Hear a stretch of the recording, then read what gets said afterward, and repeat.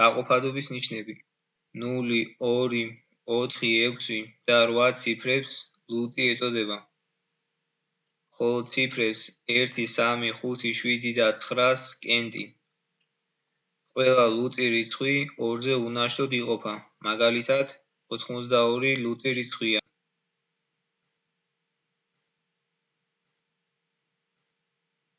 1-ზე გაყოფადობის ნიშანი 1-ზე ნებისმიერი არაუარყოფითი მთელი რიცხვი იყოფა და შედეგად ისევ იგივე რიცხვი გვჭება. როცა ვამბობ იყოფას, გულისხმობ, რომ იგი იყოფა უნარჩოდ. მაგალითად 0 გავყოთ 1-ზე უდრის 0-ს, 23 გავყოთ 1-ზე უდრის 23-ს და ასე შემდეგ. 2-ზე გაყოფადობის ნიშანი 2-ზე იყოფა ყველა ის არაუარყოფითი მთელი რიცხვი, რომლის ბოლო ციფრი ლუტია, მაგალითად 528. ბოლო ციფრია 8 და იგი არის ლუტი. 340. ბოლო ციფრია 0 და იგი არის ლუტი. 212. ბოლო ციფრია 2 და იგი არის ლუტი. ეს სამივე რიცხვი 2-ზე იყოფა უნარჩოდ. ყოველი ლუტი რიცხვი შეიძლება ჩაიწეროს ასე: m უდრის 2k-ს, სადაც m არის არაუარყოფითი მთელი რიცხვი. 2k-ს იმიტომ წერთ, რომ ყველა რიცხვი, რომელიც ლუტია, 2-ზე იყოფა. 2k-ს 2-ზე რომ გავყოთ, ვიღებთ k-ს. k არის იმის მაჩვენებელი, თუ რამდენჯერ შედის ორიანი m-ში. მაგალითად, m იყოს 30 და k იყოს 15. მივიღებთ 30 უდრის 2-ჯერ 15-ს.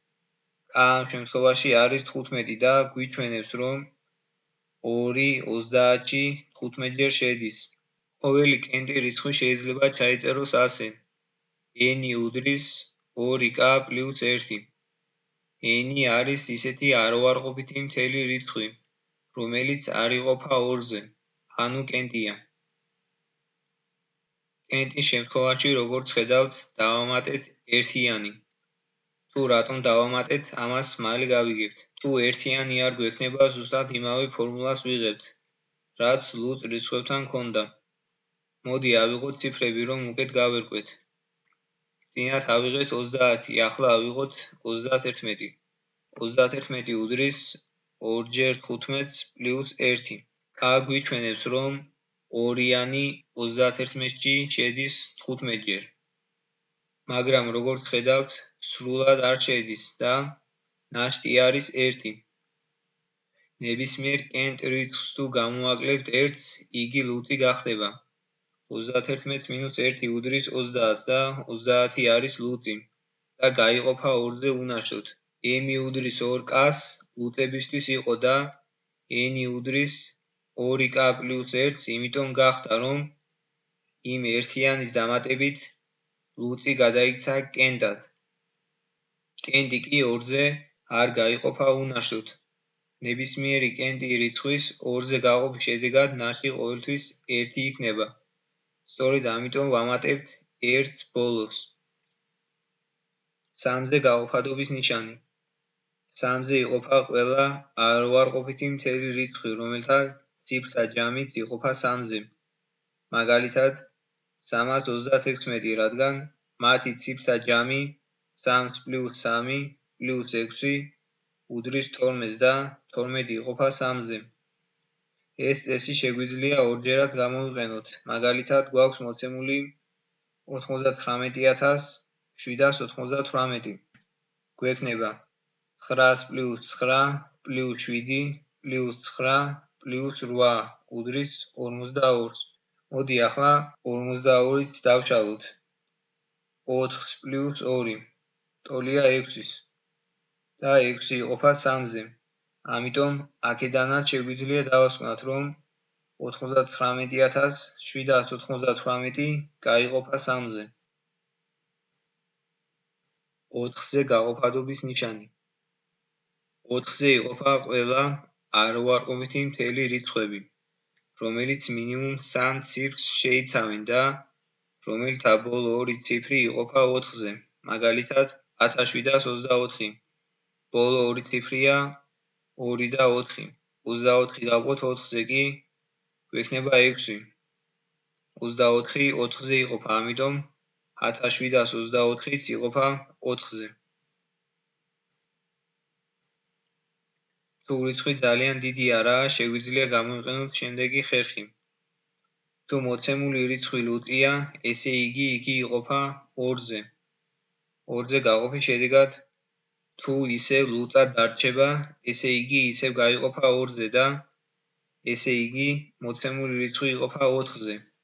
მაგალითად, 300 იყოფა 2-ზე, რადგან ლუწია. 300-ს 2-ზე გაყოფით მივიღებთ 150. 150-იც არის ლუწი, ამიტომ ისიც იყოფა 2-ზე, გვექნება 75. გამოდის, რომ 300 პირდაპირ იყოფა 4-ზე და ვიღებთ 75-ს. მოდი ავიღოთ კიდევ ერთი მაგალითი. მაგალითად 1700. ბოლო ორი ციფრია 0 და 0. 0 და 0-ის 4-ზე გაყოფით ვიღებთ ისევ 0-ს, ამიტომ 1700-იც იყოფა 4-ზე. 5-ზე გაყოფადობის ნიშანი. 5-ზე იყოფა ყველა არაუარყოფითი მთელი რიცხვი, რომელიც ბოლოვდება ან 0-ით ან 5-ით. მაგალითად, 550, 225, 720 და ასე შემდეგ. 6-ზე გაყოფადობის ნიშანი.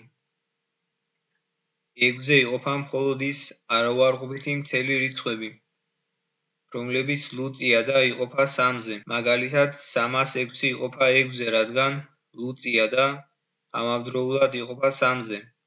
რადგან ციფრთა ჯამი იყოფა 3-ზე. 3 + 0 + 6 უდრის 9-ს და 9 იყოფა 3-ზე. 7-ზე გაყოფადობის ნიშანი. 7-ზე იყოფა ის არაუარყოფითი მთელი რიცხვები, რომელთა ბოლო ციფრის 2-ზე გამრავლებით და დანარჩენ ციფრებთან გამოკლებით ვიღებთ რიცხვს, რომელიც 7-ზე იყოფა. ავიღოთ მაგალითი. მაგალითად 105. ბოლო ციფრია 5. მოდით 5 გავამრავლოთ 2-ზე, გვექნება 10. და ახლა დარჩენილ ციფრებს 1-სა და 0-ს, ანუ 10-ს გამოვაკლოთ 5 გამრავლებული 2-ზე, ისევ 10. მივიღებთ 0-ს. 0 იყოფა 7-ზე, ამიტომ 105-იც იყოფა 7-ზე. ავიღოთ მეორე მაგალითი. 672. ბოლო ციფრია 2. 2 რომ გავამრავლოთ 2-ზე იქნება 4. 77 - 4 იქნება 73 და 73 იყოფა 7-ზე. ამიტომ 672-იც იყოფა 7-ზე და თუ არ ვარ დარწმუნებული 73 იყოფა თუ არა 7-ზე, შეგვიძლია ისევ იმავე წესი გამოვიყენოთ და უფრო მარტივად გავარკვიოთ. 672 ბოლო ციფრი იყო 2. 2 რომ გავამრავლეთ 2-ზე მივიღეთ 4. 77 - 4 მივიღეთ 73. ახლა განვაგრძოთ იმავე ლოგიკით. ბოლო ციფრია 3. 3 გამრავლებული 2-ზე იქნება 6. ხოლო 6 - 6 უდრის 0-ს და 0 იყოფა 7-ზე, ამიტომ 672-იც იყოფა 7-ზე. 8-ზე გაყოფადობის ნიშანი. 8-ზე იყოფა ისეთი არაუარყოფითი მთელი რიცხვები, რომელთა ბოლო 3 ციფრი იყოფა 8-ზე. მაგალითად, 109,832. 832 იყოფა 8-ზე. მარტივად რომ დავადგინოთ, თუ რატომ იყოფა 832 8-ზე, დავშალოთ ასე. 800 + 32. 800-ი 8-ზე რომ გავყოთ, მივიღებთ 100-ს, ხოლო 32-ის 8-ზე გაყოფით მივიღებთ 4-ს. 832-ის 8-ზე გაყოფით კი ვიღებთ 104-ს. ან შეგვიძლია 832 გავყოთ 2-ზე 3-ჯერ. 832 ლუწია, ამიტომ იყოფა 2-ზე. გვექნება 416. 416-იც ლუწია, ამიტომ ესეც იყოფა 2-ზე. გვექნება 208. 208-ც ლუწია. მისი 2-ზე გაყოფით გვექნება 104. აქაც მივიღეთ 104. 3-ჯერ 2-ზე გაყოფა, იმიტომაა იგივე. რაც 8-ზე გაყოფა, რომ 2 ხარისხად 3, ანუ 2x2x2 არის 8. რადგან 832 8-ზე იყოფა, მაშინ შეგვიძლია დავასვანოთ, რომ 109832-იც იყოფა 8-ზე. 9-ზე გაყოფადობის ნიშანი. 9-ზე იყოფა მხოლოდ ის არაუარყოფითი მთელი რიცხვები, რომელთა ჯამიც იყოფა 9-ზე. მაგალითად, 1019 იყოფა 9-ზე, რადგან 1 + 7 + 1 + 9 უდრის 18-ს და 18 იყოფა 9-ზე. შეგვიძლია ეს წესი ორჯერად გამოვიყენოთ. 1 + 7 + 1 + 9 უდრის 18-ს და ახლა 18-ს წარმოადგინოთ ასე. შევკრიბოთ მისი ციფრები. 1 + 8 უდრის 9-ს და 9 იყოფა 9-ზე. ამიტომ 1019-იც იყოფა 9-ზე. 10-ზე გაყოფადობის ნიშანი. 10-ზე იყოფა მხოლოდ და მხოლოდ ის არაუარყოფითი მთელი რიცხვები, რომლებიც ბოლოვდება 0-ზე. მაგალითად, 250, 10, 5000, 700 და ასე შემდეგ. 11-ზე გაყოფადობის ნიშანი. 11-ზე იყოფა მხოლოდ ის არაუარყოფითი მთელი რიცხვები, რომლის კენთ ადგილზე მდგომი ციფრთა ჯამი უდრის ლუწ ადგილზე მდგომ ციფრთა ჯამს, ან განსხვავდება რიცხვით, რომელიც იყოფა 11-ზე. მაგალითად, 1562 იყოფა 11-ზე, რადგან კენთ ადგილებზე მდგომი 1 და 6, ხოლო ლუწ ადგილებზე მდგომი 5 და 2 ჯამში ერთმანეთის ტოლია.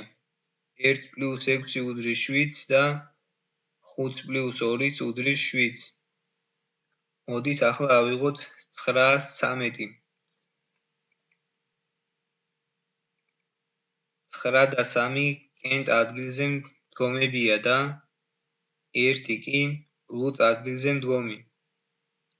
9 + 3 უდრის 12 და ცალკე გვაქვს 1.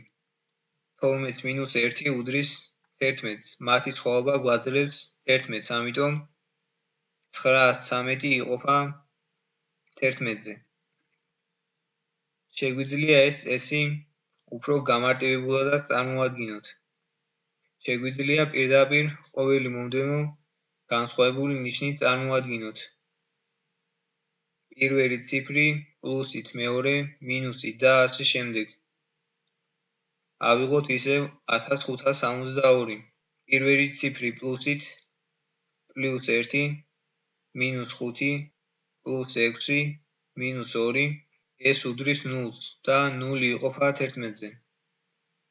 ავიღოთ მეორე მაგალითიც, ისევ 913 +9 -1 +3 უდრის 11-ს და 11 იყოფა 11-ზე. აქედანაც შეგვიძლია დავასვანოთ, რომ ეს ორივე რიცხვი იყოფა 11-ზე. ავიღოთ კიდევ ერთი მაგალითი. 19,272,506 და შევკრიბოთ კენთ ადგილას მდგომი ციფრები. 1 + 2 + 2 + 0. ეს უდრის 5-ს და ლუწ ადგილას მდგომი ციფრებიც. 9 + 7 + 5 + 6. ეს უდრის 27. ახლა კი 27 გამოვაკლოთ 5, გვექნება 22. 22 იყოფა 11-ზე, ამიტომ 19,272,506-იც იყოფა 11-ზე. ან წარმოადგინოთ ასე. +1 -9 +2 -7 +2 -5 +0 -6 უდრის -22-ს. ამ შემთხვევაში ნიშანს არანაირი მნიშვნელობა არ აქვს, რადგან 22 იყოფა 11-ზე, ამიტომ 19,272,506 272.506-ით გაიყოფა 11-ზე. არსებობს 11-ზე გაყოფის კიდევ ერთი წესი. თუ ბოლომს დგარ ციფრს გამოაკლებთ დარჩენილ ციფრებს და შედეგი გაიყოფა 11-ზე, ესე იგი მოცემული რიცხვიც გაიყოფა 11-ზე. მაგალითად, 286. ბოლომს დგარი ციფრია 6 და მოდით ეს ციფრი გამოაკლოთ დარჩენილ ციფრებს. 28-ს მინუს 6 იქნება 22. 22 იყოფა 11-ზე, ამიტომ 286-იც იყოფა 11-ზე. ამ წესის გამეორებაც შეგვიძლია. მაგალითად, გვაქვს მოცემული 13,651. ბოლო ციფრია 1. ახლა 1365-ს გამოაკლოთ 1, გვექნება 1364. ბოლო ციფრია 4. 136-ს გამოაკლოთ 4, გვექნება 132. ბოლო ციფრია 2. 13 მინუს 2 გვექნება 11. 11 იყოფა 11-ზე, ამიტომ 13,651-იც იყოფა 11-ზე. 12-ზე გაყოფადობის ნიშანი. 12-ზე იყოფა მხოლოდ ის არუარყოფითი მთელი რიცხვები, რომლებიც იყოფა 3-ზეც და 4-ზეც. მაგალითად, 648. ჯერ გავარკვიოთ იყოფა თუ არა 3-ზე. შევკრიბოთ ციფრები. 6 პლუს 4 პლუს 8 უდრის 18-ს და 18 იყოფა 3-ზე. ესე იგი 648-ც იყოფა 3-ზე. ახლა გავყოთ 4-ზე. ბოლო ორი ციფრია 48. 48 იყოფა 4-ზე, ამიტომ 648-ც იყოფა 4-ზე. რადგან იგი 4-ზეც იყოფა და 3-ზეც, ესე იგი გაიყოფა 12-ზეც. 12-ის შემდგომ რიცხვებზეც უამრავი წესია, მაგრამ ყველას ნამდვილად ვერ დავიმახსოვრეთ.